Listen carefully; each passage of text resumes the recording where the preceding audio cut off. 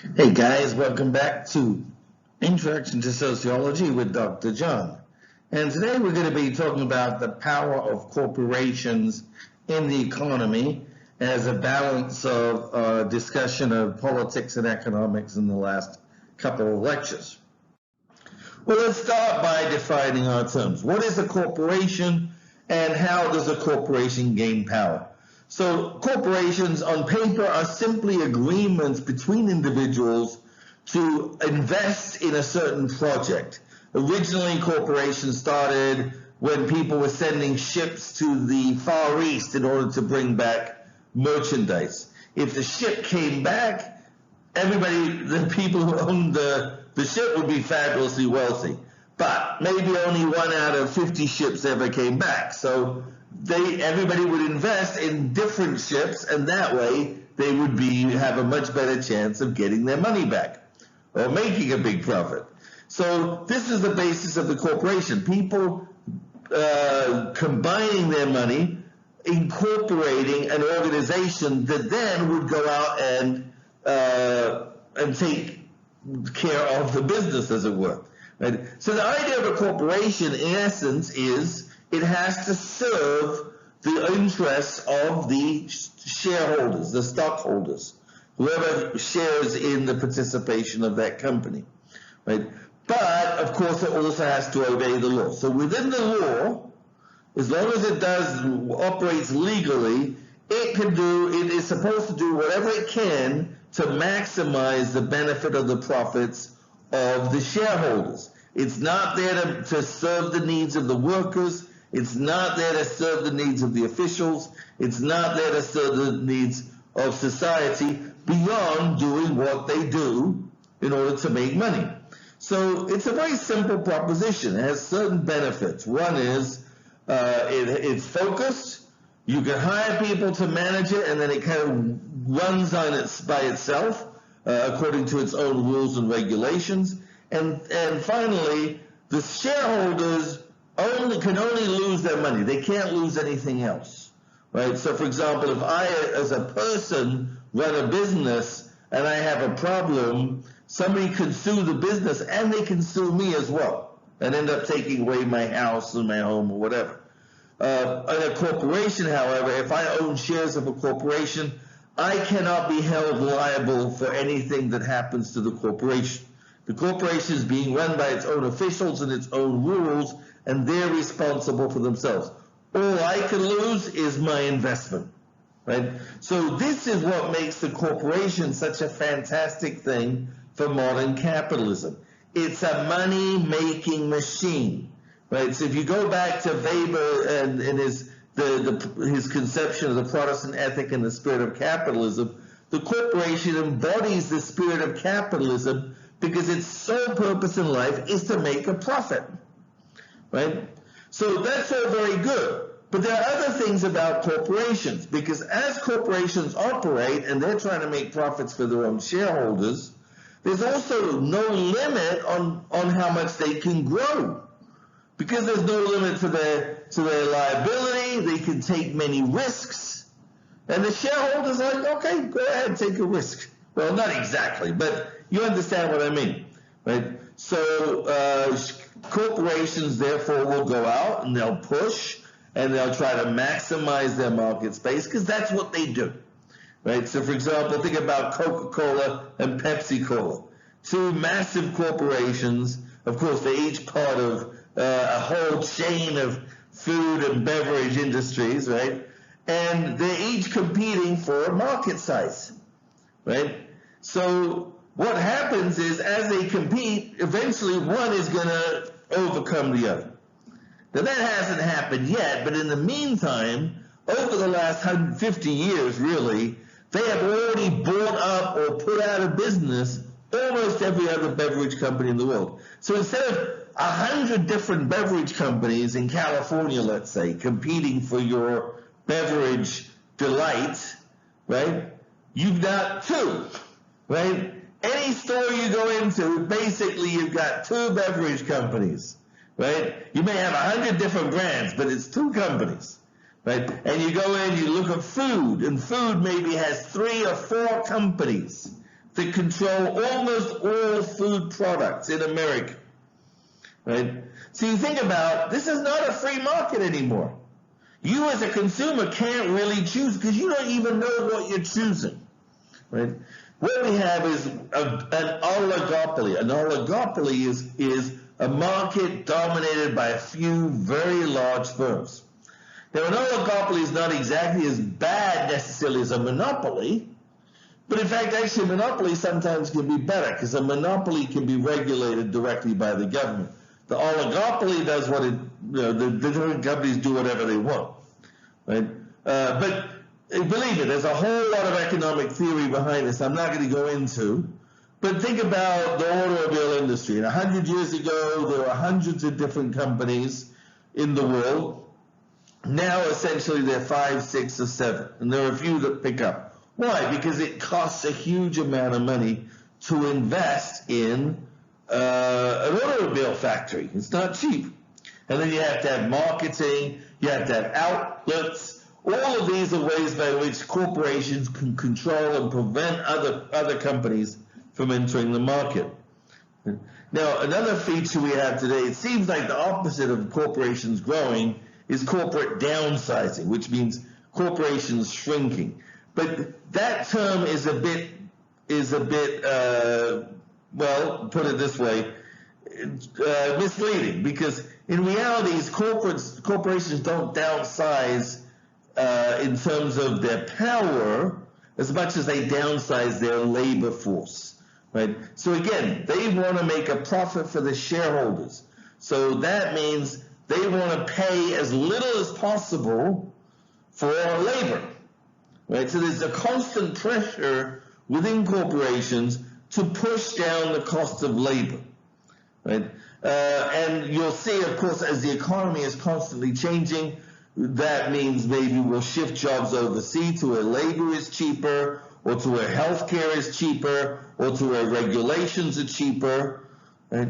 And at the end of the day is, okay, the shareholders are making more money, but is this good for society if workers are getting paid less, or other issues are not being taken care of? The internet, in many ways, has increased productivity. We reduce the cost of production and distribution by making clearer information about what's necessary, what is required, what is demanded. We increase management efficiency through control, through computer systems, through connections between different plants. We increase competition. There's more access to different competitors on the internet, at least in theory. We make marketing and pricing more effective because we can look for the best prices or the best quality goods that we need. Overall, it increases choice, convenience, and satisfaction. On the other hand, you might say, who is controlling this? Is this making our world system too diverse, too interdependent, perhaps? Right? Is that a good or a bad thing? Again, many of these issues, there's no clear answer one way or the other. It depends how you look at it.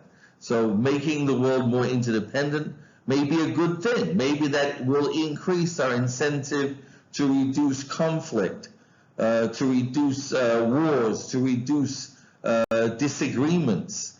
On the other hand, maybe it will create an incentive for more top-down control by corporations. Now, the multinational corporation means essentially corporations that operate in more than one country. And of course, this has been going on for quite a long time, particularly since the 1960s. So firms that had their central offices in one country, typically, for example, American firms started outsourcing production to other countries where it could be done more cheaply. So first of all, maybe to Mexico, Latin America, later to Asia, right? And again, there could be many reasons for this. One is because the unions in the United States are insisting on high wages, therefore they go to a third world country where people are more impoverished, maybe people can be more oppressed, and therefore they will not be able to demand higher wages. So in that case, you could say the company is taking advantage of a system of international inequality. And the losers are primarily in that case the U.S. union workers, but also the workers in the other countries who are, yes, they're getting jobs, but they're not being paid for those jobs at the same rate. They're being given the jobs precisely because they're so cheap. And this then creates a disbalance. You have core regions like the United States and Europe where the main offices of the corporations are centered. And those core regions will have the high-level employees, the managers, the supervisors, and top-level employees. And then the third world countries or the developing countries, they will be given the low-level jobs. So all the dirtiest jobs, maybe the jobs that require more pollution, more contact with chemicals and other dangerous agents, and again, lower wages and working conditions. Those will be the periphery areas. So these periphery areas are providing raw materials, but now raw labor. Right? Add internet to the mix, and for example, now people are shopping online. Who's paying taxes? So the one danger is the multinational corporations may be able to use their multinational bases to say, no, we don't owe tax here, we already paid it there, we paid it here, so to try to hide their tax obligations.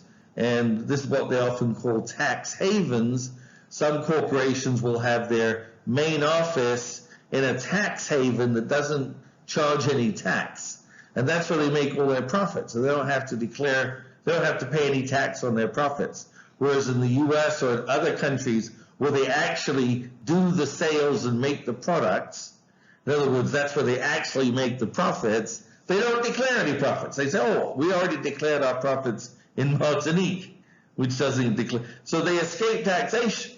Now this, of course, is a huge problem because then where does the government get tax money from? It has to then charge higher taxes to other captive audiences, such as workers. So on the one hand, workers are losing their jobs. On the other hand, they're being asked to pay higher taxes. So as I said before, some of these multinational corporations are as wealthy as countries. Some of them even rank within the top 10 countries worldwide in terms of the amount of sales and services they provide. And in many ways, they may operate like a private government. They're more difficult to deal with than domestic firms because they can hide or shift their profits to low tax areas, and then governments have to chase after them, and they have to spend a huge amount of money to try to prove that these corporations do in fact owe taxes in the country of origin. They may keep production and sales overseas, or at least production primarily overseas, and therefore people might say they're taking jobs away from Americans or Europeans. On the other hand, they're also the biggest importers and exporters of goods. So they are a big factor in the international economy. Now, from a Marxist perspective, they see this as international capitalism revolutionizing the world, basically creating a worldwide capitalist system that will ultimately lead to a worldwide revolution. Well, that's what Marx said. Most critical theorists don't necessarily go along with that, with the idea that there will be a worldwide revolution. But they certainly see that corporations are able to take advantage of their status of being in between governments, as it were. Some critics also argue that foreign investment creates dependency. So, for example, the United States government is constantly in debt, right? So that means they have to sell bonds, and other countries or other people have to buy those bonds, right? The amount of bonds we sell is far beyond the capacity or desire of Americans themselves to purchase those bonds. So you find other countries, such as China, purchasing huge amounts of U.S. bonds. Question is, what happens if China decides to sell all of its US bonds at one go? They could literally destroy the economy of the United States, because if they sell those bonds, the price of the bonds will all collapse. And then, of course, people are not going to want to buy U.S. Treasury bonds anymore. In other words, the United States will not be able to borrow money. Right? So we have in other countries have the power to undermine our economic system simply by selling our bonds. Of course, if they do that, that will also cost them a huge amount of money, because they will lose also their investment in those bonds as well. So the question is, the nation-state system is bound to a territory. The multinationals, however, are able to jump back and forth between territories more than regular individuals. Individuals can move, but it's very hard for an individual to get a job in another country, right? Whereas a multinational corporation comes in with a couple $1 million to invest, and it's all open arms, right? Everybody wants investment. So they tend to have a lot more opportunities than individuals have, and they also have, in that way, remember, power independency. The governments become dependent on the corporations, so the corporations tend to have more power because of that. So who controls the corporations? Who is the one making these decisions? Right? Now, obviously, who controls the corporations? You may say, well, it must be rich people. Well, to a certain extent, this is true. Now, most of the stock owned, most of the stock of corporations is owned, however, by things like pension funds, trusts, and things like that. That is a huge amount of the money going into the stock market, particularly in top safe corporations. And these are investments. They're not people who are looking to control the corporation. So if, let's say, you have a corporation and you have, let's say, 100 shares, right, just for the sake of argument, and maybe 50 of those shares are owned by pension funds, you could control that corporation with just owning a majority of the other 50%. You would have direct control of the corporation. In fact, because of the disparate, many people owning bits and pieces of a corporation, effective ownership may happen even if you only own 6 or 7% of the corporate shares of a large corporation. That would give you enough to be able to pick potentially who the CEO is, right? So this does give people who are already very wealthy leverage over a massive incremental amount of value, right? Now, at the end of the day, the corporation is obligated to make a profit for all of its stockholders, right? So they cannot just advantage that one particular wealthy person. But a lot of wealthy people use this control of corporations to leverage their control of other things for their own personal benefit. So not only do they get the benefit of the stocks, but they may also get secondary benefits through their control of these corporations. Now, when this happens, it's usually illegal, or at least in a gray area, but it happens. The other thing about corporations in the modern era is that the CEOs and the top executives sometimes themselves have a huge clout. And this is one reason why corporate salaries for the top CEOs, the top executive corporations, have skyrocketed in the last 20 or 30 years. Because since the stockholders are dispersed, the CEOs themselves become the face of the corporation. So the corporation cannot risk a scandal or somebody's, even the threat of their CEO stepping down or resigning or moving to another company, because that in itself could affect the price of the stock. So that's another reason why CEOs and top executives have been able to leverage their position, not only to get stock options and to be able to buy stock for the corporation at astronomically low prices or subsidized prices and higher salaries and benefits and bonuses, but to have real control over what the corporation does. And a lot of this is blamed for some of our current economic problems. Several of the recent crises have happened because of the collapse of some of these corporations like Enron, WorldCom, and other massive corporations that collapsed because the CEOs at the top were fiddling the system rather than actually focusing on the welfare of the corporation and the stockholders. The other part of that is corporate interlocks, people who serve on multiple boards and therefore kind of create a good old boy network that helps to interact between the operations of different corporations. Again, this in theory is illegal. Corporations are not supposed to work together. They're supposed to be competing, and they're supposed to be working for the benefit of their stockholders, not for the benefit of corporate executives. But again, the point is the people who have power sometimes will manipulate that power. What about corporate influence in politics? Well, this is another very controversial issue.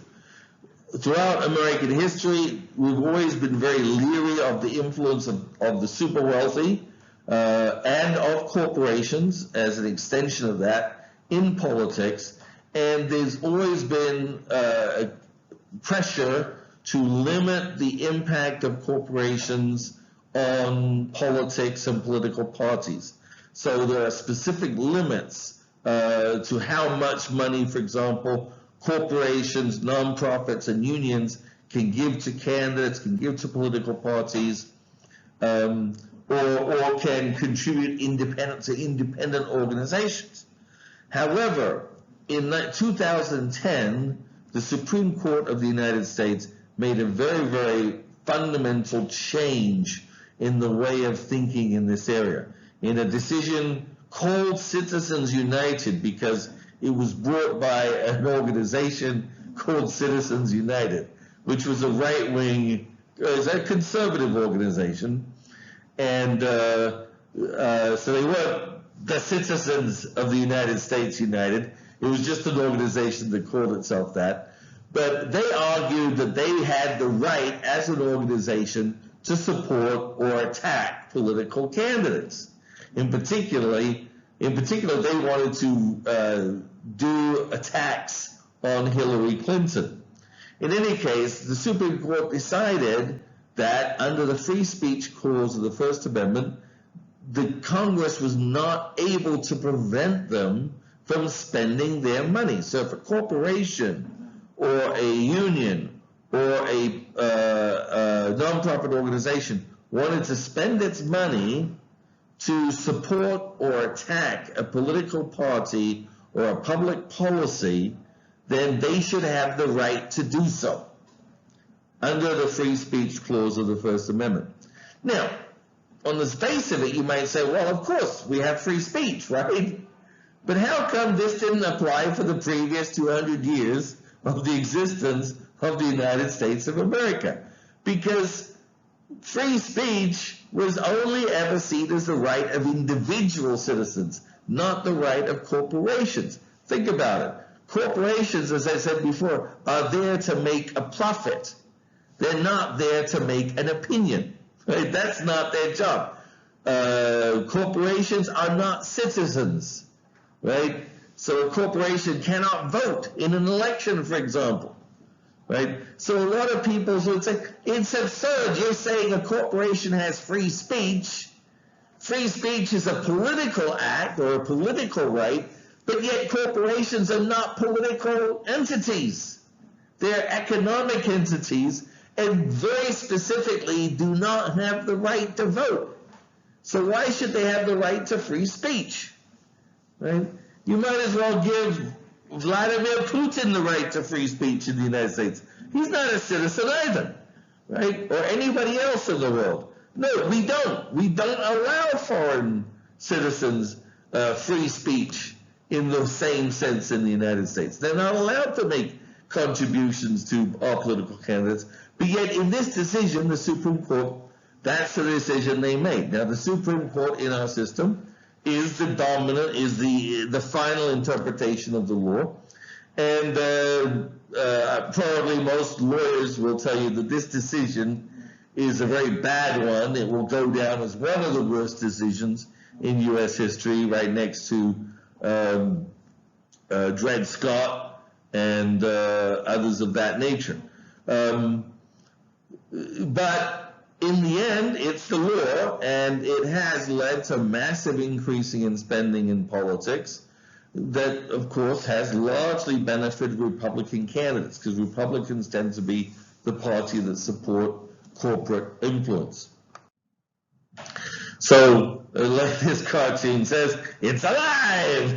The corporations have become people, right? Corporations are people too, and they're able to fund super PACs, that is, political action committees that represent their interests. But again, like I said, their interests are to make more money. They don't have the interests that a regular citizen has. A citizen has interests in a social life, in a moral life, in a political life, not just an economic life. Corporations only have an interest in an economic life, but there you go. That's the Supreme Court. Should corporations have the same rights as individuals? I'm not going to belabor the point anymore. Sociology of work. Well, I mean, again, once we have a power system set up, a system of dependence, this is going to be determined whether there is work available, how it's organized, how it's distributed, and above all, how it's recompensed. So in our society, we have essentially a corporate capitalist society, which is more or less a free market. It's not really free on the production side, because most production is controlled by corporations, simply because of the effect of mass production, right? Most people cannot compete making a car, for example, against General Motors. We cannot mass produce the thing with just a small amount of money. You need massive amounts of capital. So you have to form a corporation, you have to get the investors, and this is a process. Property rights. This basically is the claim individuals have on objects. So for example, if you own a car, that means you have the right to use the car, nobody else does, without your permission.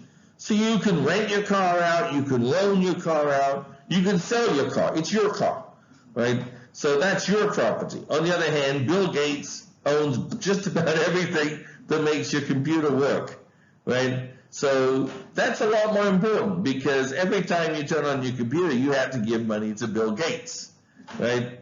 If you got money every time somebody turned on your car, you would be a very wealthy person. But believe me, you don't. So the point of this is, those with rights can exclude other individuals from having access. So the more rights you have, the less rights, in a certain sense, other people have, right? So you can then charge them for using your property, or you can basically say, okay, I'll pay you to work for me, but then everything you produce becomes mine. This is the nature of capitalism. So work has changed. If you looked at America in 1820, 70% of Americans worked in agriculture. By 1910, it was 31% of Americans worked in agriculture. Today, only 2% of Americans work in agriculture. So the agricultural portion of work has changed. It's been taken over largely by industry, and more of the workforce. What happened to all those farmers? Did they die? No, they went to the cities, and they had to work initially for very low wages in factories. Right? Now, as the factory system built up and they organized, they became unions, they got better pay, but then, of course, then they lose those jobs, right? And they have to find another job, right? So today, over 70% of Americans work in professional, managerial, technological, administrative, and service jobs. Now, that sounds great. The professional, managerial part is good, but that's not the 70%. Notice there it says service jobs. That means things like flipping burgers, busboys, waitresses. So not all of those jobs are high-paid jobs. It's a wide variety within that 70%. And that's where growing inequality is happening, which we'll talk about in the next section. Overall, there's been a shift from non-industrial to industrial society, and now we're shifting to an information and communication society. Right? Doesn't mean that agriculture's disappeared. We're producing more food than ever, right? But we're just doing it primarily with machinery.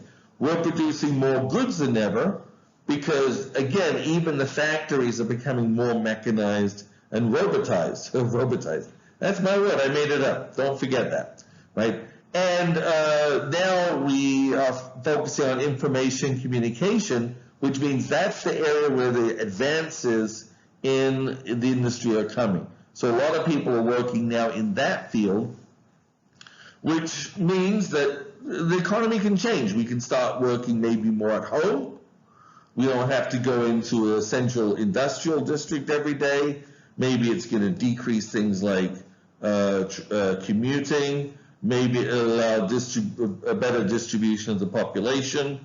On the other hand, unions have declined. Unions saw their greatest power in the factory because it was very easy to organize the workers in a factory. Everybody was there. You could talk to people before work. You could talk to people after work. You could talk to people during lunch. You could organize people. And then you could close off the factory. There's the strategy. The classic strategy of the union was to close down the factory to stop the factory from working and therefore force the owner of the factory to negotiate.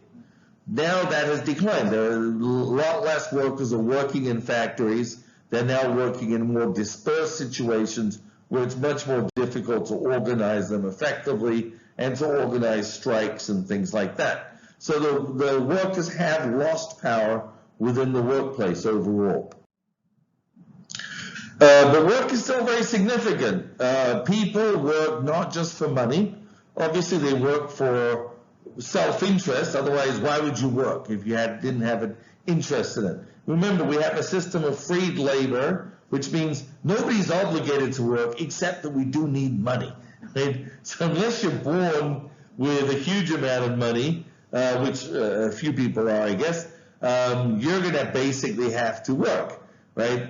But beyond the money, work also provides an important sense of self. It provides an important sense of social solidarity because you have connections with other people through work. People contribute to society through their work. They may not see that, but again, functionalists see that as a very important attribute of work, and they feel it's very important for people to understand that they are giving a contribution no matter how small it might seem. It also places us within the economic social structure in terms of how much we earn, what we can afford to buy. But at the end of the day, it's also part of our personality. People consider the job to be who they are. I'm a steel worker. I'm a psychiatrist. I'm a teacher. I'm a police officer. So people take pride in their work, which again is a very important part of social solidarity.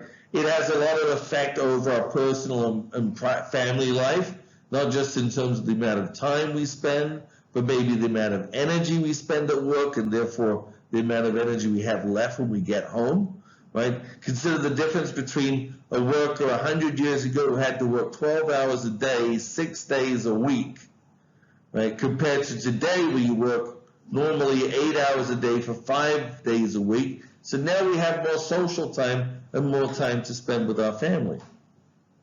It could also create productivity, feelings of creativity and autonomy.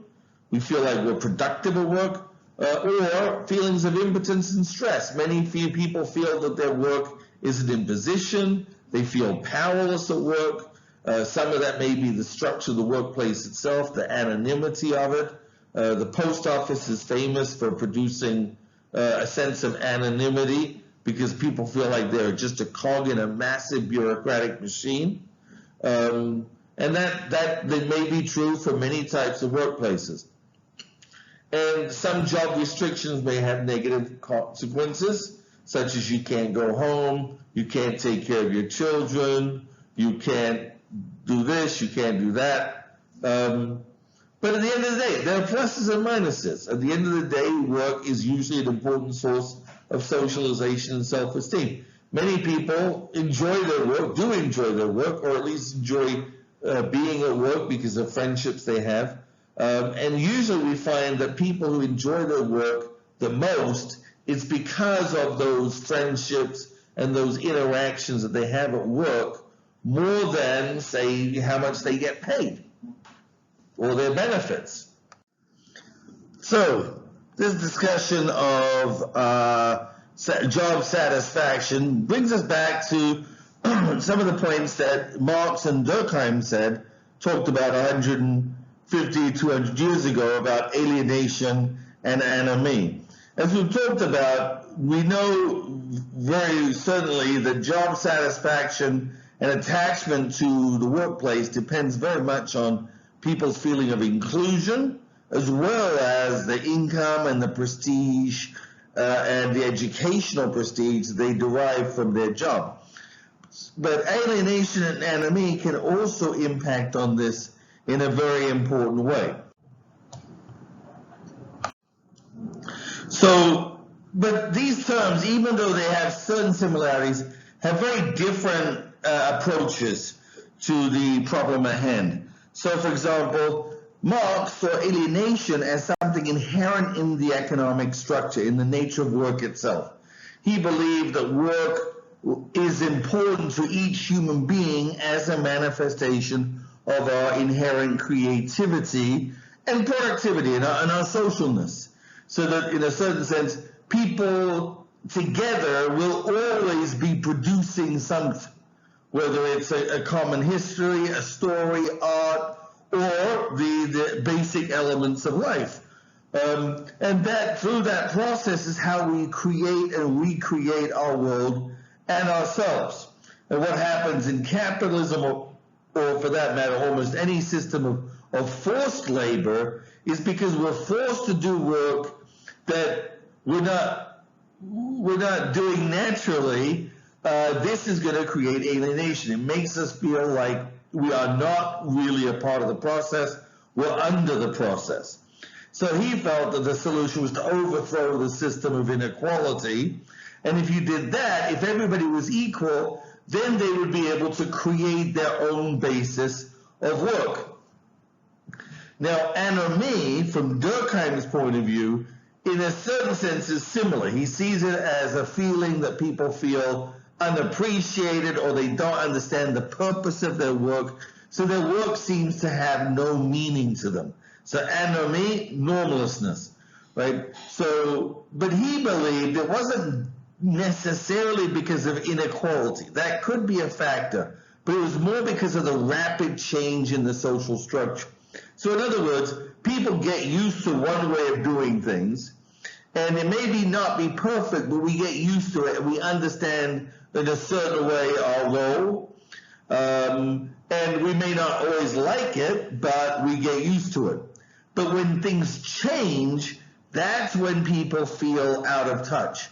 So for example, imagine people working in a factory. They go in at 9, they come out at 5 or 6, they grumble about their work, but it's steady work and they get a certain wage. They feel like they're able to do what they want to do with their lives, right? And then suddenly there's a change in the economy. The factory is closed down. Now they have to struggle to find a job somewhere. Now maybe they find a job, but it's sweeping, it's lower wage, it's lower status. They don't get the same feeling of enjoyment out of it. They don't have the same friends. So in other words, it isn't so much being exploited that causes anomie, but simply the disruption in people's lives.